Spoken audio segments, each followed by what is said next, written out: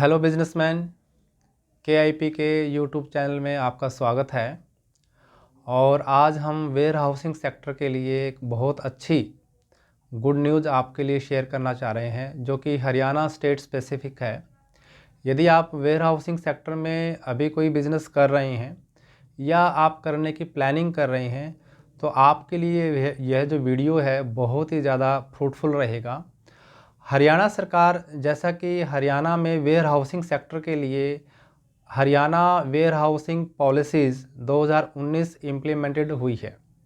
ये पॉलिसी मार्च 2024 तक एक्सटेंड रहेगी, लेकिन इसके बाद का जो पीरियड है उसके लिए अभी ये एक असमंजस की सिचुएशन बनी हुई थी कि गवर्नमेंट इस पॉलिसी को आगे एक्सटेंड करेगी कि नहीं करेगी, क्योंकि इस पॉलिसीज़ में जो सब्सिडीज़ के प्रोविज़न है, इंसेंटिव्स के जो प्रोविज़न्स हैं, हर एक बिजनेसमैन जो वेयर हाउसिंग सेक्टर में अपना इन्वेस्टमेंट प्लान करना चाह रहा था, तो वो चाह रहा था कि उसको ये इंसेंटिव मिलेंगे कि नहीं मिलेंगे।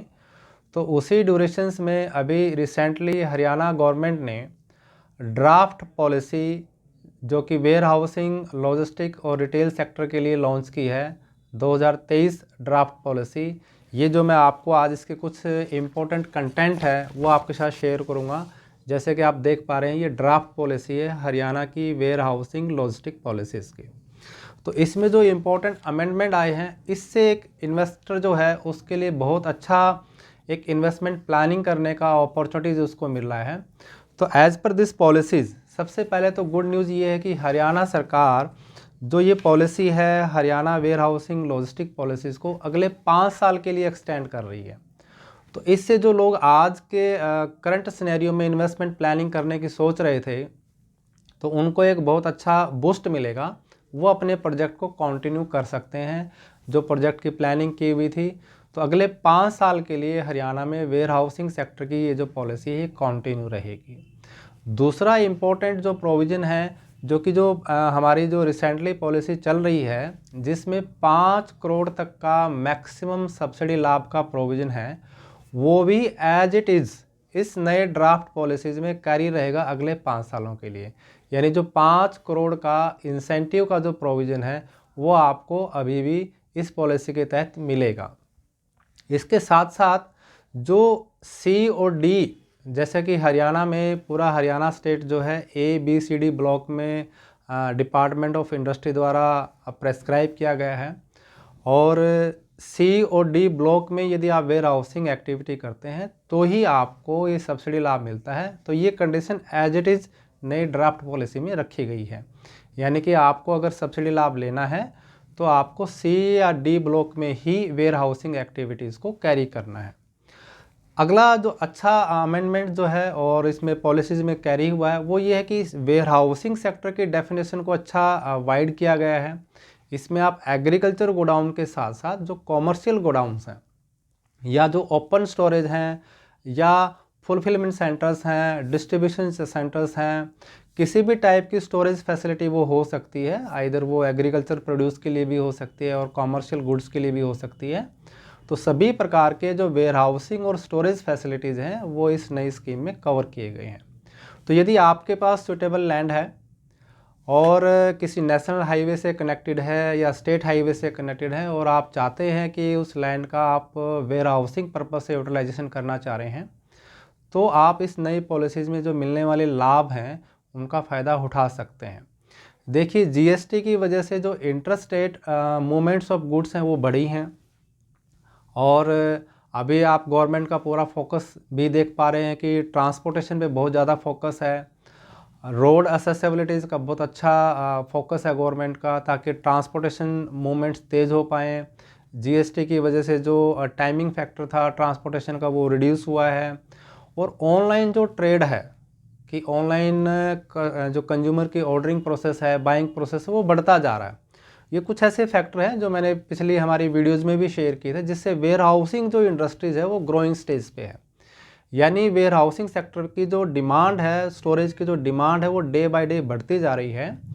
और अगर आपके पास कोई सूटेबल लैंड है और आप इसमें अच्छा इन्वेस्टमेंट प्लानिंग करने की सोच रहे हैं, तो आप इस पॉलिसीज़ के तहत हरियाणा में वेयर हाउसिंग सेक्टर का लाभ, जो इंसेंटिव लाभ है, वो आप ले पाएंगे।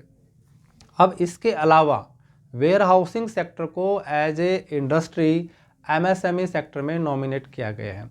यानी वेयर हाउसिंग, अगर आप कोई भी स्टोरेज फैसिलिटीज़ का बिजनेस कर रहे हैं तो उसको वेयर हाउसिंग इंडस्ट्री, और बीइंग ए MSME यूनिट्स, आपको जो स्टेट गवर्नमेंट के MSME स्पेसिफिक बेनिफिट है वो over and above this policy मिलेंगे।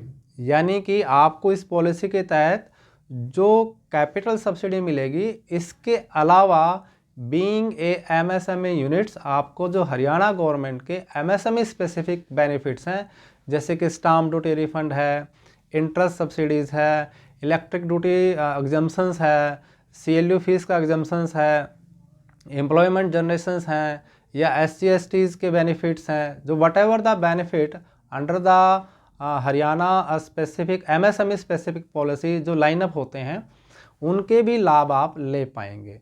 और एक बहुत अच्छा जो ease of warehousing business का कॉन्सेप्ट गवर्नमेंट इस पॉलिसी में जो लेके आई है, कि जो पहले पॉलिसी थी उसमें जो बेसिक नॉर्म्स थे कि आपको कम से कम 2 एकड़ लैंड आपके पास होना चाहिए और वो 30 फीट चौड़े रोड से कनेक्टेड होनी चाहिए।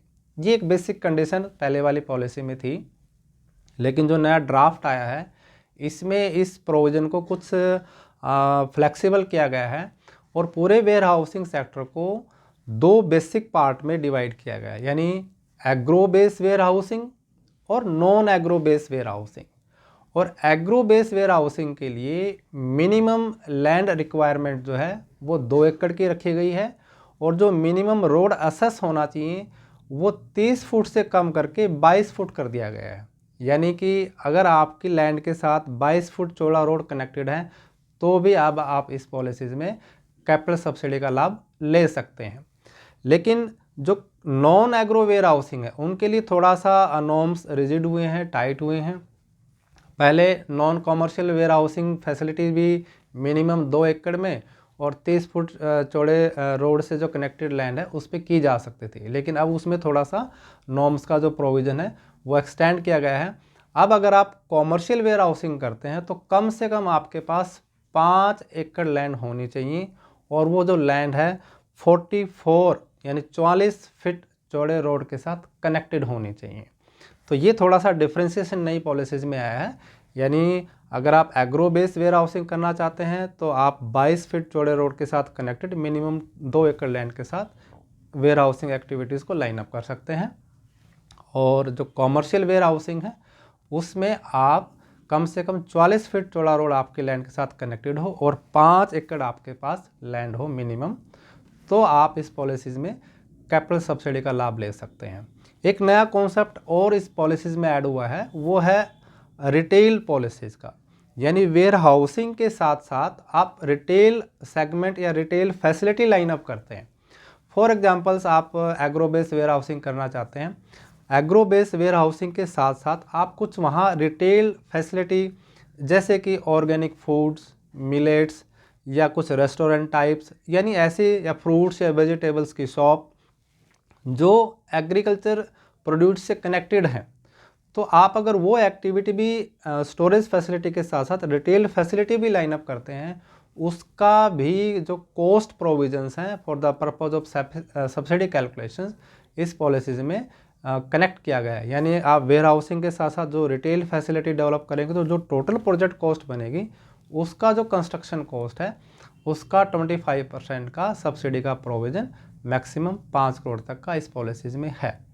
तो बहुत अच्छा रिलैक्सेशन और फ्लेक्सिबल पॉलिसी, और अगले 5 साल के लिए एक्सटेंडेड। तो एक अच्छा इन्वेस्टर जो है अगर वेयर हाउसिंग सेक्टर में प्लानिंग कर रहा है तो बहुत अच्छी एक वेयर हाउसिंग अपॉर्चुनिटीज़ वो हरियाणा में कर सकता है।